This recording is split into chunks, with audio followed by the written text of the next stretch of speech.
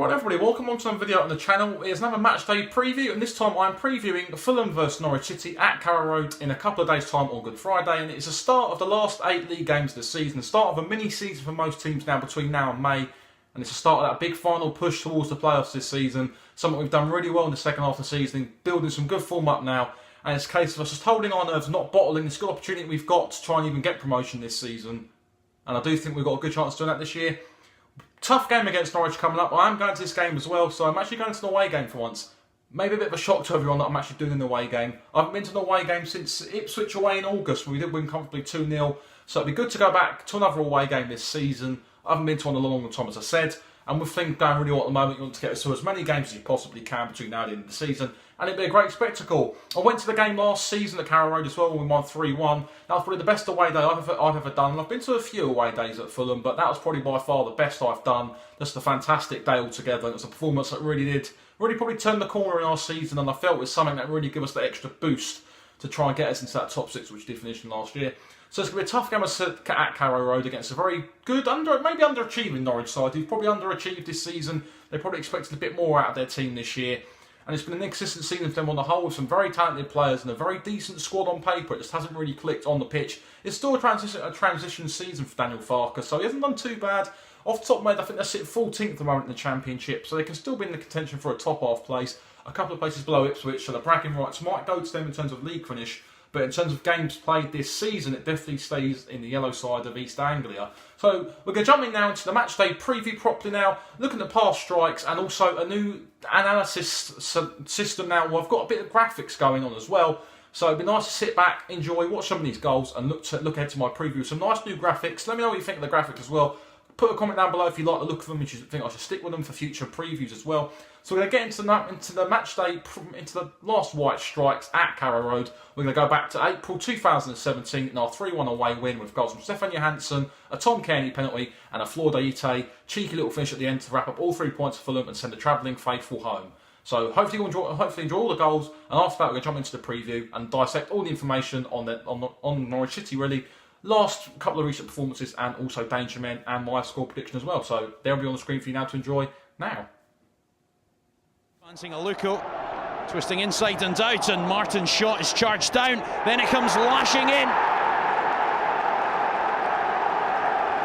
Off the boots of Stefan Johansson.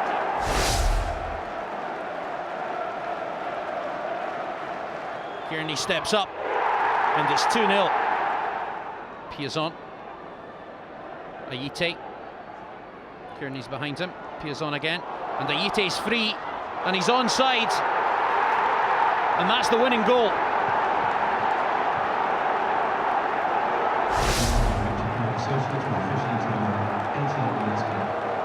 That's a good finish from Ayite. So looking at Norwich's last 3 league games, there have been a couple of mixed bag of defeats really.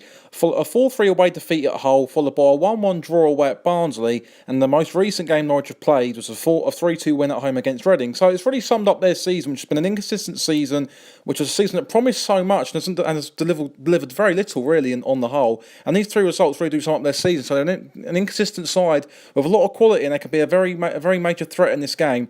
But if we can try and get a hold early on in this game, I do think we can win it. These 3 results suggest that they're a very up and down side. We find it tough to string some results together, and they've done that over the course of the season. They do leak a lot of goals as well, so it's been interesting to see how we get on. They don't score a lot of goals really either, with 3 of their top goal scorers, with only one of their top 3 goal scorers only notching above 10 goals this season. So we'll move on to that part next. It'll be interesting to see what happens. Let's move on to the next part. I've highlighted the 3 danger men for Norwich City, and these are the top 3 goal scorers as well. We can start with the main man, James Maddison, a fantastic under-21 talent for England, a very good future star as well, with 13 goals this season, followed by Nelson Oliveira with 7 goals this season. And he's been a quite decent player for them in the last couple of years. He was also subject to a lot of interest from the likes of Reading and Swansea in the summer. And we're also going to culminate this part with Jacob Murphy with 5 goals. Twin brother of Josh, who's at Newcastle at the moment. He's Another good young fine talent here at Norwich who produce some very good stars. Also, I think Paul Lewis as well is involved now in the Northern Ireland setup as well. So got some good young players here. But I feel like a D3 in particular, who I think are going to cause us the most damage on match day on Friday. And these three players in particular, if they either get a sniff for goal, they're creative players as well, looking to try to create the main chances for Nelson Oliveira. Should he start? And also Oliveira did score in that reverse game in our draw at Craven Cottage back in August as well, with an last-minute equaliser in the first game of the season. So these three players were the most danger, man. So my prediction for this game will be a 3-1 to Fulham with a goal from James Maddison for Norwich and 3 goals from Tom Kearney, 1 from Johansson and 1 from Alexander Mitrovic in a 3-1 win, hopefully similar to last year, and that should get us to 3 points hopefully and add fuel to that fire and keep our playoff push, keep the train moving and keep our playoff push alive and all alive and well and firing hopefully. I hope you all enjoyed that video there. It was a nice new look to the matchday preview. Makes it a bit better for viewing pleasure as well. But before I wrap this video up, I'm going to leave a comment in the description, in the comment section ideally.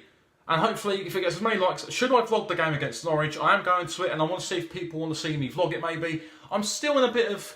It's still up in the air thing. I'm in a split decision really. Should I or shouldn't I? So I'm going to just put a comment in the comment section. And if it gets a sufficient number of likes, then I'll go ahead and do it. If people want to see it, then I'll put a couple of polls out as well across my social medias, across the big Instagram page. And we'll see what happens really. I'm probably going to end up vlogging it maybe. I'm not 100% sure. But if you like the video, guys, hit that a big thumbs up button. We're not too far off 500 subscribers now, which is brilliant. And subscribe if you're new as well and help me reach that goal. And yeah, we'll see you all maybe for the matchday vlog on Friday against Norwich. So fingers crossed, we'll see you there. Take care.